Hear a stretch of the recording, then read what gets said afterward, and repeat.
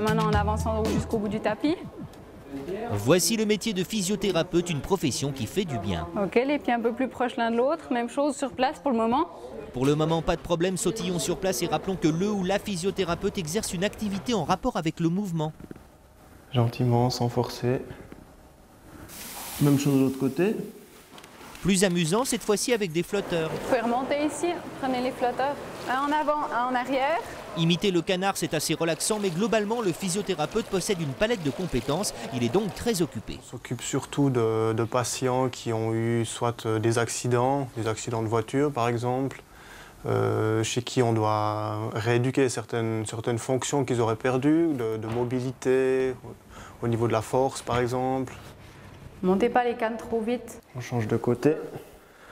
Main droite derrière la nuque. On prend son coude, on le pousse en direction du plafond. On a aussi des patients qui ont des problèmes de dos par exemple, donc on va là aussi faire des rééducations en salle de gym, en piscine ou alors dans une salle de traitement. Et en arrière avec le dos. Le ballon reste un fidèle compagnon, mais là c'est un peu facile. Ça fait pas beaucoup, non? Bah, si tu veux, tu pourrais descendre plus bas. Bon, après un peu moins d'équilibre, mais bien contracté devant derrière. On se fait des passes. Je récapitule, pour guérir, on joue avec une charmante physiothérapeute et puis le physio intervient après ça pour redonner aux membres cassés, mettons si c'est la jambe, retrouver la mobilité, retrouver la force qui a été perdue, réapprendre à la personne à marcher. Et puis c'est une prise en charge qui peut durer relativement longtemps en fonction de la récupération du patient. Donc le but c'est vraiment de repermettre à une personne, à un patient de bouger normalement et de pouvoir se débrouiller le plus normalement possible. Ah, ça revient. Et tu relâches. Bonjour. Bonjour. Comment ça va aujourd'hui? Ça va? Ça va bien. Le dos, niveau des douleurs, un peu mieux qu'hier ou bien? Un peu mieux, ouais. Quand même. Okay. Bougez un petit peu la colonne. Faites tout doucement les rotations. Vous allez jusqu'où vous pouvez sans la douleur. Ça coince un peu. Hein.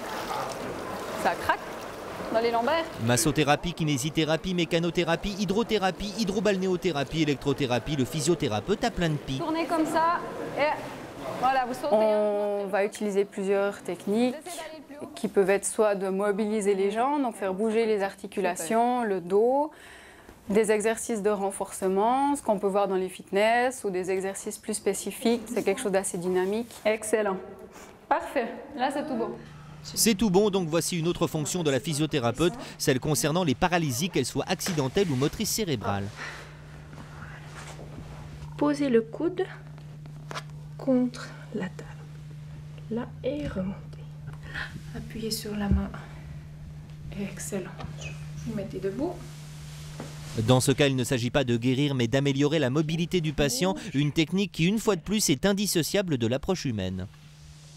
Bon, déjà, je pense qu'il faut être assez sociable, dans le sens qu'il faut quand même aller vers les gens, il faut savoir les écouter. Ouais. Si je le fais un peu écarté, ça te fait mal? Ça me fait plus mal, parce que tu changes d'axe. Ouais. Entorse, fracture, luxation, arthrose, paralysie, affection circulatoire, torticolis, lumbago, maintenant les bras. Tu descends les bras en expirant. Ouais. Tu fais des grands mouvements lents. Passons à un nouvel exemple avec un autre physiothérapeute, ici un patient ayant des problèmes cardio-respiratoires, d'où ses débuts au pipeau médical.